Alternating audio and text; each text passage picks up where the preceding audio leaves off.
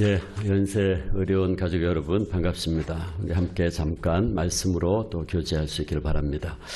제가 오늘 제목을 그 친구를 가졌는가라고 하는 제목으로 잡았는데, 언젠가 런던 타임즈가 친구라는 말의 정의를 많은 상금을 걸고 공모한 적이 있습니다. 그때 많은 사람들이 참석했는데, 그때 가장 좋은 친구에 대한 정의를 세 가지를 뽑았습니다. 첫째는 온 세상과 모든 사람이 다 나를 버릴 때 그때 찾아와 주는 사람, 그가 친구다. 이게 1등이었습니다.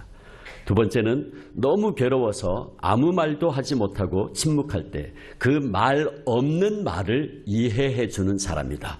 이게 두 번째였습니다. 세 번째는 내가 기쁜 마음을 가지고 만나면 기쁨이 배가 되고, 내가 고통스러울 때 만나면 고통이 반으로 감해지는 사람, 그가 친구다. 이것이 1, 2, 3등을 했습니다. 오늘 여러분은 이런 친구를 가지셨습니까? 고 함석헌 선생께서 친구와 관련해서 이런 시를 한 편 남겼습니다. 시의 제목이 그 사람을 가졌는가. 말리길 나서는 길 처자를 내맡기며 맘 놓고 갈 만한 사람, 그 사람을 그대는 가졌는가. 온 세상 다 나를 버려 마음이 외로울 때에도 저만이야 하고 믿어지는 그 사람을 그대는 가졌는가. 탔던 배 꺼지는 시간 구명대 서로 사용하며 너만은 제발 살아다오 할 그 사람을 그대는 가졌는가. 불의의 사형장에서 다 죽여도 너희 세상 빛을 위해 저만은 살려두거라 일러줄 그 사람을 그대는 가졌는가.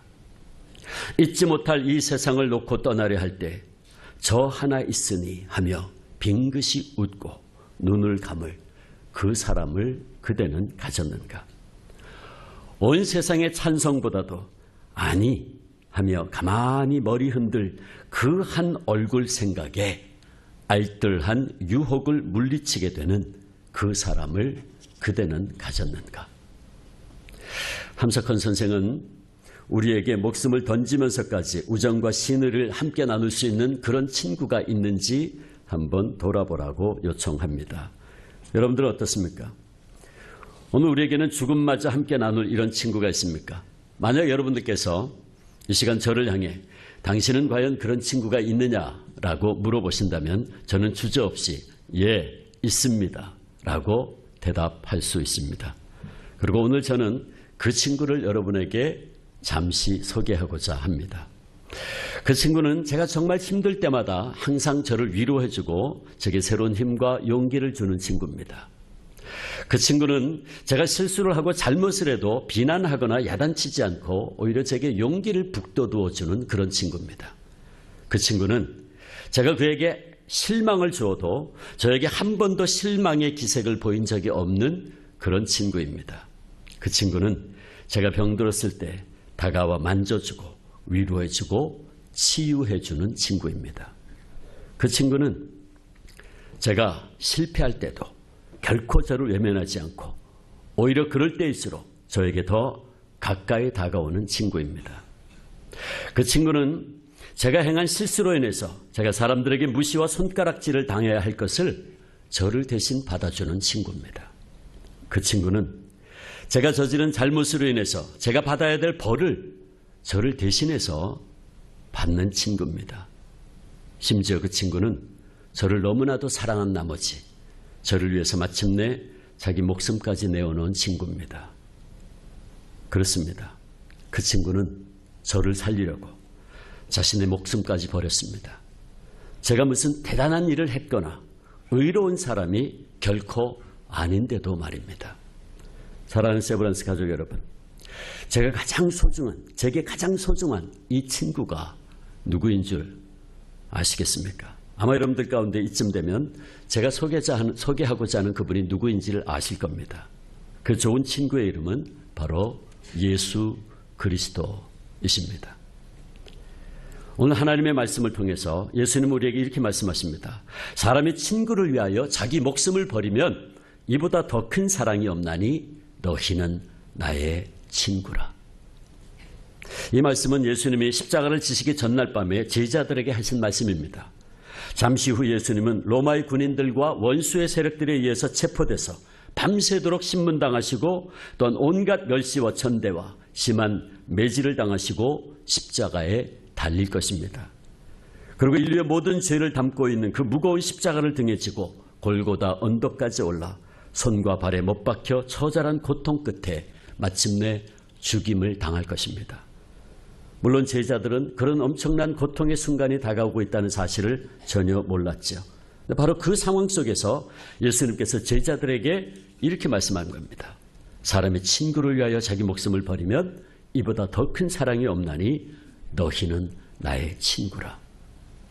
나는 너희의 가장 진실된 친구이기에 이제 내가 너희를 위하여 그 모진 고난당함도 마다하지 않고 심지어 내 목숨까지 내어놓겠다 하는 것이었습니다.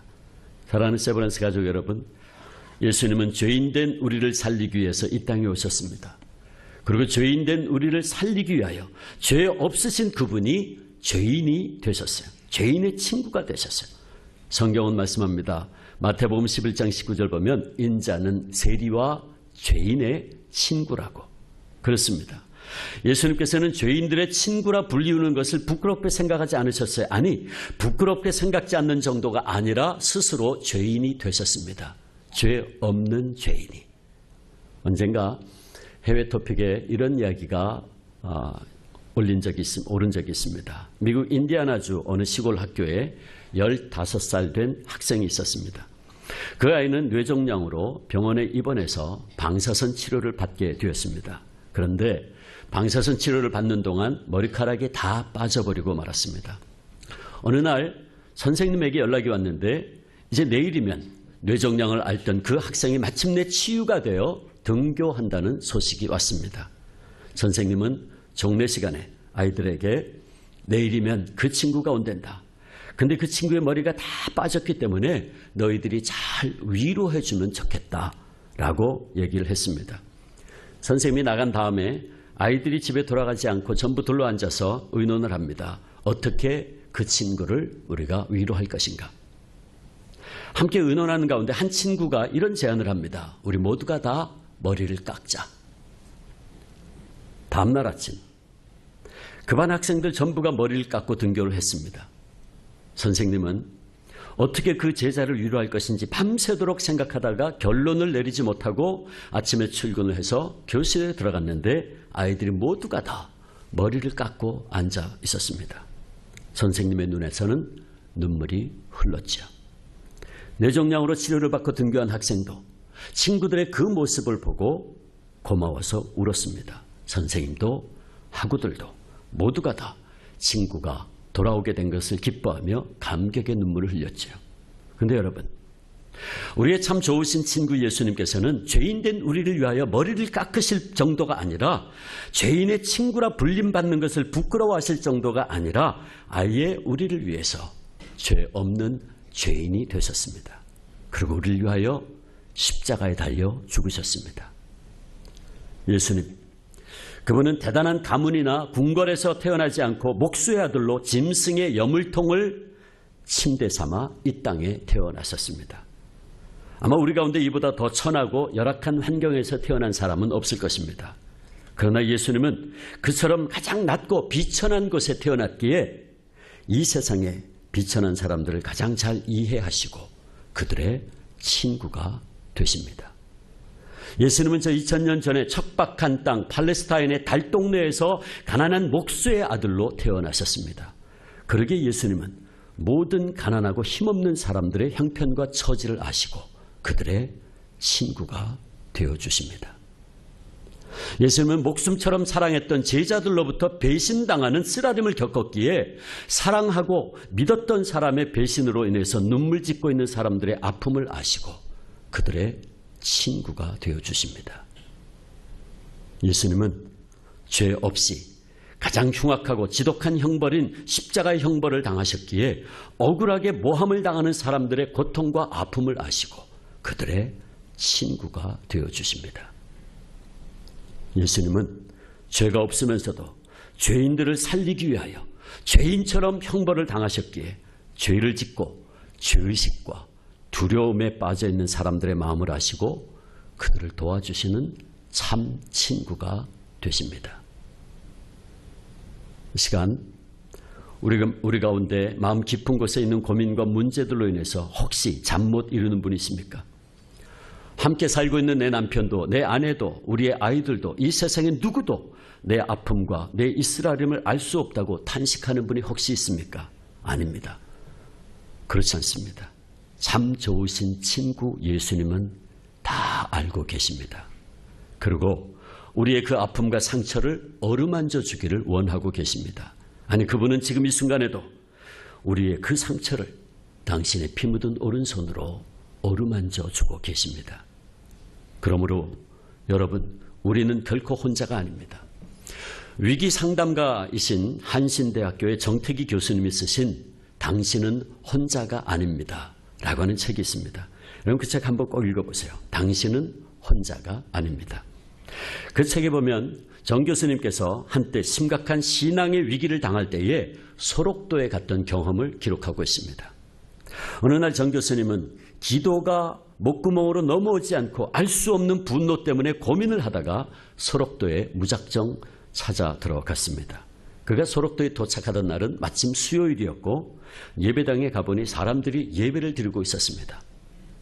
예배가 끝나고 개인 기도가 시작되었는데 목사님이 아무리 애를 써서 기도를 해도 기도가 되지 않았어요. 그런데 그 순간 뒤에서 들려오는 누군가의 기도가 목사님의 귀를 파고들었습니다. 그 기도 소리는 그의 머리를 치고 가슴을 후벼 파는 소리였습니다. 하나님, 제게 주신 은혜가 어찌 이리 큽니까? 주님, 어찌하면 제가 이 은혜를 갚을 수 있겠습니까? 기도 소리는 계속됐습니다. 주여, 당신의 이 은혜에, 이 큰 은혜에 제가 어찌하면 10,000분의 1이라도 갚을 수 있겠습니까? 정 교수님은 그 기도 소리를 듣다가 도대체 무슨 은혜를 그렇게도 많이 받았기에 저런 기도를 할 수 있는가 싶어 눈을 뜨고 뒤를 돌아봅니다. 그러고는 엄청난 충격을 받습니다. 거기에는 60이 넘은 듯한 흉측하기 이를 데 없는 한 늙은 할아버지가 앉아 있었기 때문이었습니다. 그는 한센병이 얼마나 심했던지 얼굴의 형태를 거의 알아볼 수 없는 그런 모습을 하고 있었습니다. 머리카락이 한 올도 없는 머리, 떨어져 나가 움푹 패인 코, 짓무르다 못해 위아래가 붙어버린 눈, 그 눈으로 그는 하염없이 눈물을 쏟으며 하나님께 감사하다고, 이 은혜가 감사하다고 그렇게 기도하고 있었어요. 손목분인 손바닥으로 박수를 쳐가면서 목이 터져라 하나님께 감사하며 기도하고 있었어요.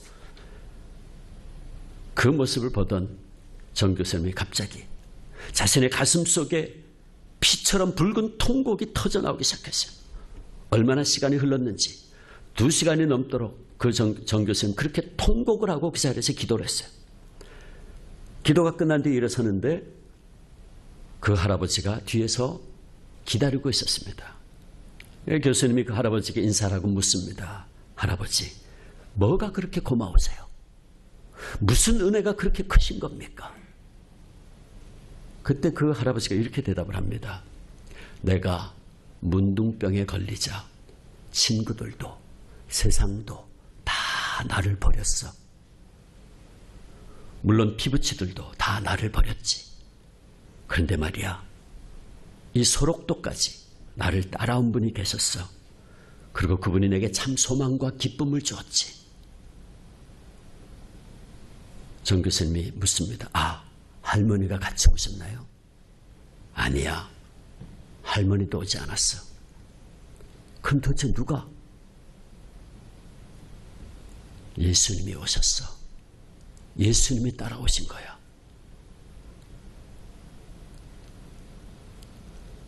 사랑하는 세브란스 가족 여러분, 그렇습니다.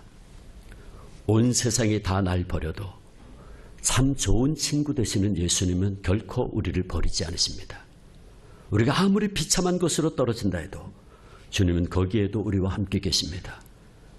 그 예수님이 다시 한번 이 시간 우리에게 말씀하십니다. 사람의 친구를 위하여 목숨을 버리면 이보다 더 큰 사랑이 없나니 너희는 나의 친구라. 여러분, 이 친구를 가지셨습니까? 이 시간 혹시 예배 처음 나오신 분이 있습니까? 이 시간 그분들에게 참 좋은 친구 되시는 예수님을 다시 한번 소개합니다. 예수님은 지금 이 시간 바로 여러분들을 돕는 영원한 친구가 되기 위해서 이 자리에 와 계십니다. 주저하지 말고 예수님을 여러분의 친구로 맞이하십시오. 예수님을 친구 삼아 예수님과 더불어 인생길을 걸어가십시오. 그 순간부터 그분께서 여러분과 여러분 영원토록 동행하시고 여러분의 생을 인도하시고 책임져 주실 것입니다. 혹시 우리 가운데 육신이 연약해서 고통 가운데 있는 분이 있습니까? 그렇다면 모든 병자들과 약한 자들 고치시는 예수님의 치유의 손길에 여러분의 연약함을 온전히 맡기십시오. 그리하면 우리의 친구 예수님께서 여기 의사, 간호사 선생님들의 손길을 붙드사 여러분들을 치유해 주실 것입니다. 그리고 여러분들에게도 부탁드립니다. 이곳에 섬기는 의사, 간호사 선생님들, 또 직원 여러분, 여러분들이 이곳에 찾아오는 모든 병든 자들, 어려운 자들, 그들의 진정한 친구가 되어 주십시오. 예수님의 손길을 여러분들이 예수님을 대신해서 베풀어 주십시오. 그래서 많은 환자들이 이곳에서 여러분의 그 따뜻한 손길을 통해서 예수 그리스도를 만나 예수님과 친구 되어지고 많은 치유와 회복의 역사가 이곳 세브란스에서 계속해서 일어날 수 있게 되기를 주의 이름으로 축원합니다. 기도하겠습니다. 아버지 하나님 감사합니다. 우리의 참 좋은 친구 되시는 예수님 이 땅에 오셔서 우리를 구원해 주시고 우리를 치유해 주시고 우리를 회복시켜 주시니 감사합니다. 또 그 귀한 사역에 우리를 불러주시니 감사합니다. 우리가 예수님의 손되어 많은 환자들의 친구 되게 하시고 우리의 섬김을 통해 우리의 사랑의 손길을 통해 그들이 예수 그리스도를 만나게 도와주시옵소서. 예수님의 이름으로 기도하옵나이다. 아멘.